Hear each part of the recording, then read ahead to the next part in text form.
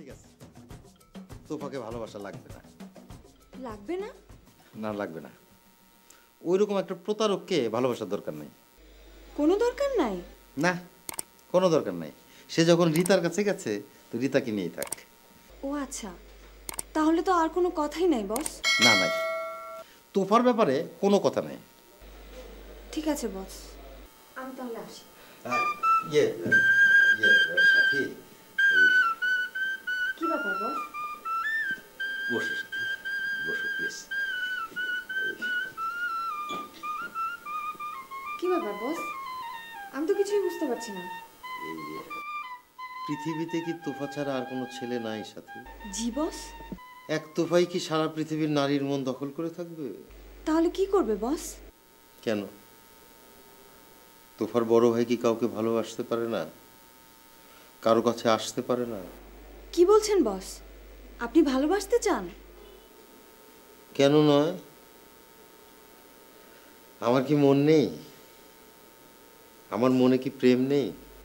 কিন্তু আমি তো শুনেছি বস, আপনি সব প্রেম ভালোবাসার ঊর্ধ্বে।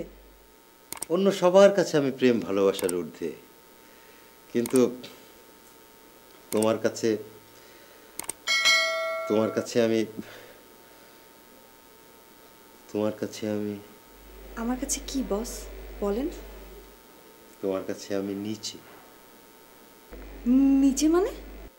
নিচে মানে সব রকম প্রেম ভালোবাসার নিচে। কিন্তু বস, এটা কি ঠিক হবে?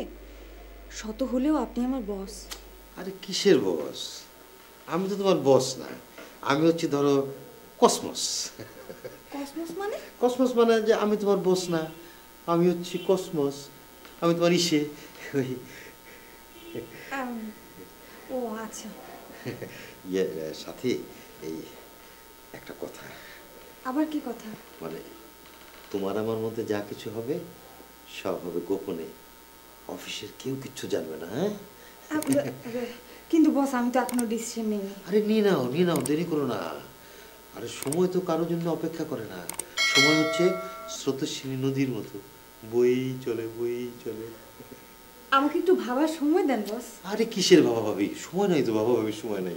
যা করার তাড়াতাড়ি করে ফেলবে। হ্যাঁ